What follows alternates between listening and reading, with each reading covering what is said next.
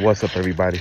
This is Life Coach D coming at you. I'm coming at you today with some spiritual food for thought. So I wanted to share this with the viewers because I think this is a very important subject. So I was talking to a really good friend of mine recently in the last 4 or 5 months as I was going through this purging process, looking at relationships that I was a part of, saying to myself, if I am the one who's constantly calling, if I'm the one that's constantly keeping in contact, if I'm the one that's constantly being the person who keeps this relationship going, is it really reciprocated? And not to mention, I'm just looking at things I think we all should do. We all should get to a place where we formulate who we're going to be, who we're going to allow in our lives, and what we're going to settle for. All of that being said, a part of that conversation was talking about forgiveness and like when people do you wrong, what do you do as a result of that?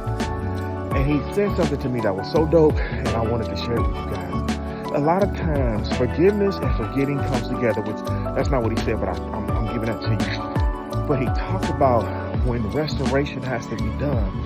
Restoration cannot be fully done until there is somebody admitting that they've done something wrong. So even if you look at people who ask for forgiveness or people who are forgiving people quickly without the other people asking for that forgiveness, they're not repentant. And so in a lot of situations, we forgive quickly, but the people around you have not asked for forgiveness. And so if there's no forgiveness, then there can really be no reconciliation. And so reconciliation is a huge part of all of the things that we must do in order to move forward. So if I can tie a knot with what I was saying before, as I'm going through this, I was actually feeling bad about cutting people off and letting people go.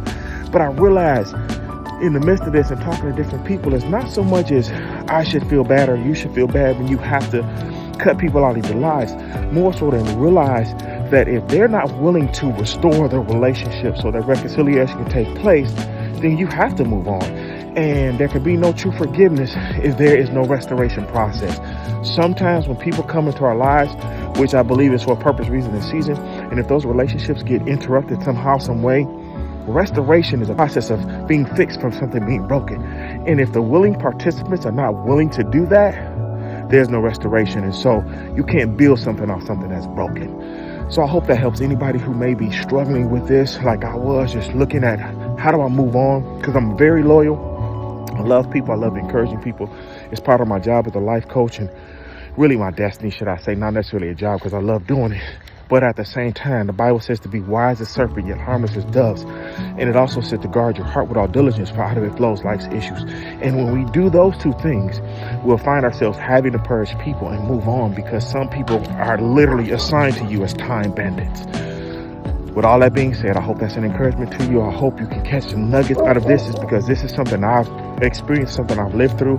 And my goal always is to help other people through things. So that is what I have. So until you guys hear from me again, I want you to remember your lives are very valuable. Much love, God bless, and peace be the judge.